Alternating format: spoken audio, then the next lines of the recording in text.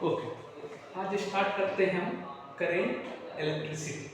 ठीक, current electricity सारे बच्चे जानते हैं करंट का क्या यूज है।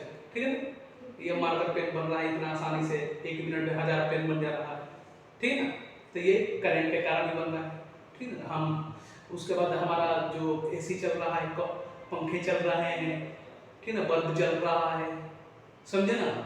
तो ये सब सबसे इम्पोर्टेंट चीज अपनी जान है, जो सेल फोन, वो चार्ज हो रहा है करंट के कारण। ठीक, तो पहले करंट क्या होता है, कोई भी चीज को पहले डिफाइन करना चाहिए, उसमें चलने वाला क्या है। तो करंट को हम कैसे डिफाइन करते हैं, the rate of flow of charge with cross sectional area of conductor. ठीक, the current, the rate, rate मतलब क्या होता है, रेट मतलब per unit time, flow of charge, charge का फ्लो होता है। ठीक, हम विदाउट कपर बाय को छुएंगे, टच करेंगे तो हमको मतलब कुछ ना कुछ हमको मिलने वाला है सब। ठीक है, क्योंकि उसमें चार्ज का फ्लो हो रहा है। अच्छा, रेट आप पहली बार नहीं सुन रहा है, ठीक है, हम लोग पहली बार नहीं सुन रहे हैं, तो हम ऐसा भी बोलते हैं, the rate of change of velocity is known as acceleration. Rate मतलब per unit time, change in velocity upon time equal to acceleration होता है। तो उसी तरह हम करंट को कैसे लिखेंगे फॉर्मूले में, current equal to charge upon time. ठीक, ये तो बेसिक फॉर्मूला है, समझे ना। अब आपने पढ़ा भी होगा, चार्ज भी किसी पे डिपेंड करता है, और भी charge equal to N E पे डिपेंड करता है। क्लास 12th में इलेक्ट्रोस्टैटिक, एन मतलब नंबर ऑफ इलेक्ट्रॉन, ई मतलब बेसिक चार्ज। ठीक है, करंट को कैसे दिखाएंगे, आई से, चार्ज को हम क्यू से, टाइम को टी से, समझे। ओके, अच्छा, और भी हम लिख सकते हैं इसको, ये बेसिक फॉर्मूला है, लेकिन ऐसा नहीं कि हमें कोई खाली current equal to charge upon time यही यूज होगा, नहीं। अभी जैसे चार्ज लीनियर चल रहा है कि सर्कुलेट करके चल रहा है, इस पे डिपेंड करता है, समझे। तो इसको हम जैसे लिखते हैं I equal to Q upon T. एक और चीज हम जानते हैं, ये भी इंपॉर्टेंट है, ये बेसिक है, इंपॉर्टेंट है, जाहिर सी बात है, नो प्रॉब्लम। लेकिन जब चार्ज रिवॉल्व करके चलना शुरू कर दे, ठीक है ना, चार्ज रिवॉल्व करके चलना शुरू कर दे, ठीक है ना, तब ये 1/t को हम लिखते हैं कुछ, आपको याद होगा, फ्रीक्वेंसी। ठीक है ना, तब current equal to charge upon time या चार्ज इनटू फ्रीक्वेंसी, समझे ना। तो ये भी फॉर्मूला है, या ये भी फॉर्मूला बनेगा, q upon constant speed charge चल रहा है, ठीक है ना, रेडियस r है, तो हम एक बार इवोल्यूशन किया तो हम जानते हैं speed equal to distance upon time, तो time equal to distance upon speed. तो हम ये भी लिख सकते हैं 2πr/v, ठीक है ना। तो ये सब इंपॉर्टेंट स्पीड है और ये रेडियस है। तो ये नहीं समझ में आएगा सिर्फ हमको current equal to charge upon time ही होता है, नहीं, इसी से आया है, लेकिन हम ये भी लिख सकते हैं चार्ज के ऊपर n × e भी लिख सकते हैं, ठीक है ना। या चार्ज जब रिवॉल्व करके चले ना, तब हम ये भी लिख सकते हैं charge into frequency, current equal to charge into frequency, ये भी फॉर्मूला होता है, हालांकि आया है वहीं से, ठीक है। अच्छा, ये भी फॉर्मूला आता है current equal to charge into speed upon 2/रेडियस। तो ये सब फॉर्मूले, एक इंपॉर्टेंट बेसिक फॉर्मूला होता है, लेकिन वहीं से कुछ कुछ फॉर्मूले 3-4 बन के निकलता है, समझे। इसीलिए अब करंट का ऐसा यूनिट क्या होता है, ठीक है ना, करंट का ऐसा यूनिट एम्पियर होता है, एम्पियर। ओके, और क्या इसका होता है, इसका स्केलर क्वांटिटी होता है, स्केलर क्वांटिटी आप लोग जानते होंगे, ठीक, एक do not follow of vector law of addition, ठीक है ना, ये सब चीजें हैं। अब कुछ हम क्वेश्चन देख लेते हैं इसमें।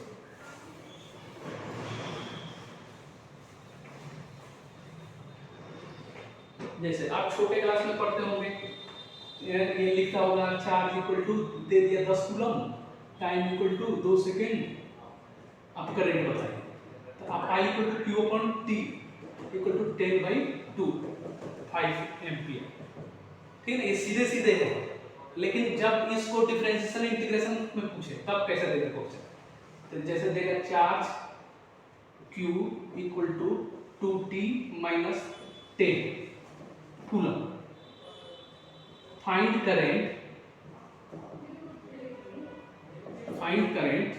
Eight t equal to 2 second. ठीक है, ये इसको पूछेगा।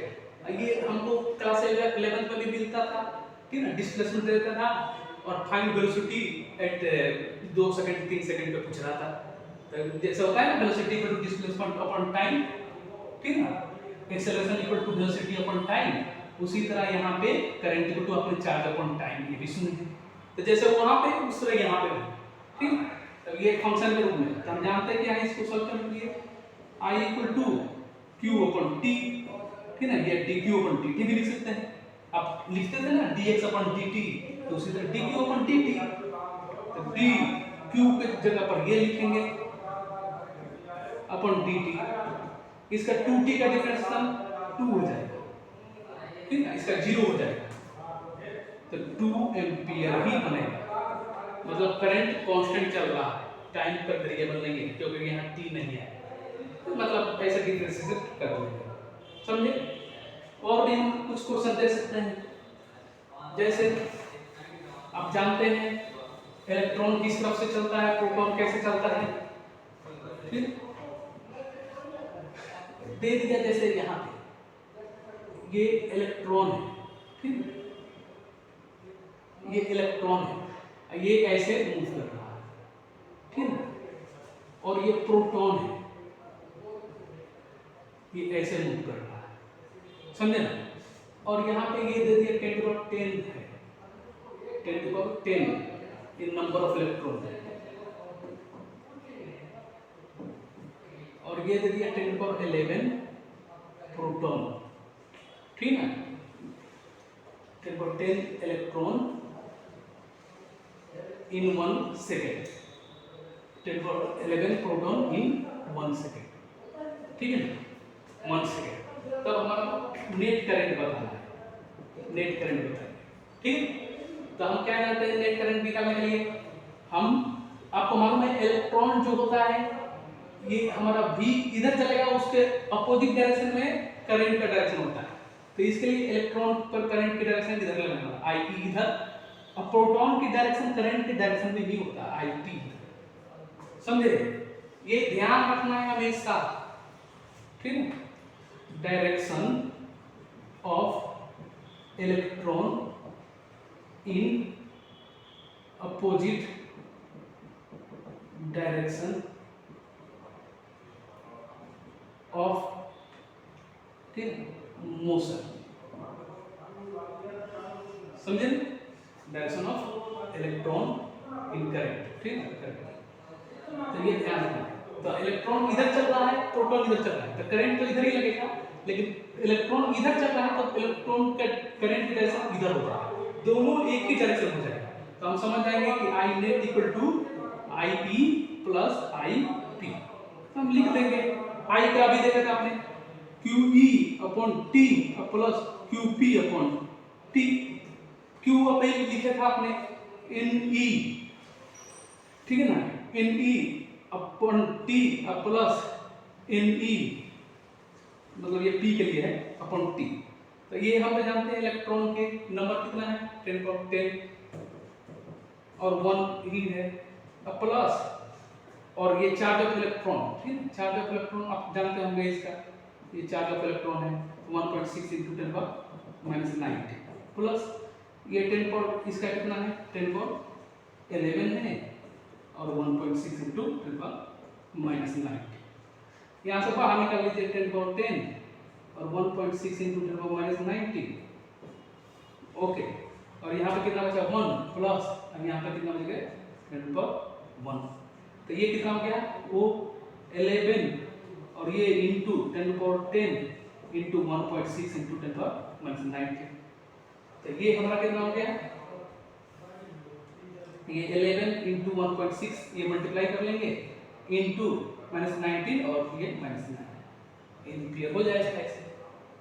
ये ध्यान रखना है, इलेक्ट्रॉन की डायरेक्शन करंट की डायरेक्शन से अपोजिट होता है, ठीक है ना, मतलब इलेक्ट्रॉन उल्टा चलता है, नेगेटिव से पॉजिटिव चलता है, या इलेक्ट्रॉन का मोशन जिधर लगेगा उसके अपोजिट में लगेगा उसका डायरेक्शन, ठीक है। ये सब हमारा क्लियर।